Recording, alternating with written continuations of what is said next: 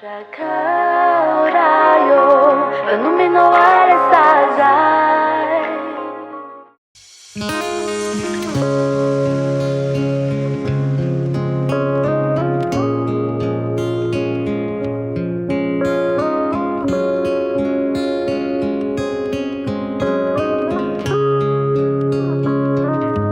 Mangasi chakarayo, Vanumino wale sazai.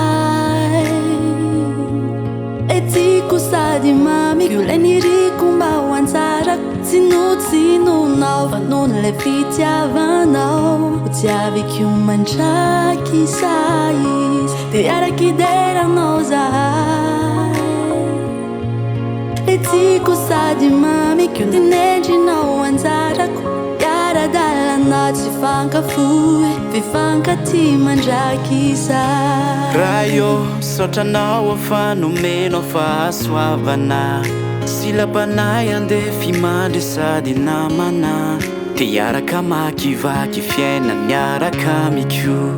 Te iaraka nompo anao foniza airiray tsito. Te lay nangatako mihitsy noindro fa de nomenao. Lay sady tsotra tena kanto tiako tsotra izao. Fa manoanay aminy izay rehetra ataoko. Manosikatrany anompo anao bebe koko. Te lay nangatako mihitsy noindro fa de nomenao.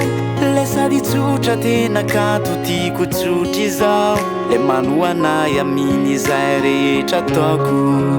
Manosikatrany anompo anao. Mangasi chakarayo, Vanumino wale sazai. Etiko sadi mami, Yuleniriku mbawanzara. Sinu nao, Vanun le fitiavanao. Utiavi kiumanchaki sais, Te yara kidera nozai.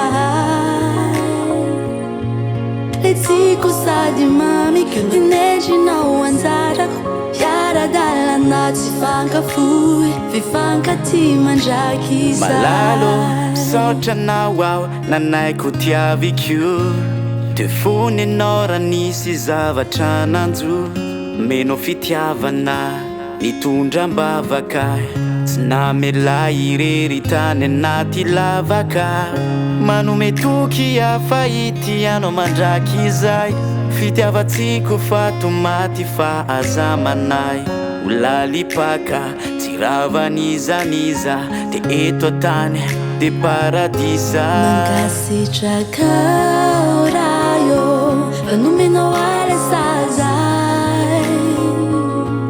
Etiko sadi mami, Yuleniriku mbawanzara. Sinu nao, Vanun le fitiavanao. Utiavi kiumanchaki sais, Te yara kidera nozai. Etiko sadi mami, Kyundineji nao wanzara. Yara dalla notte fanca fui, vi fanca ti mangiaki sai.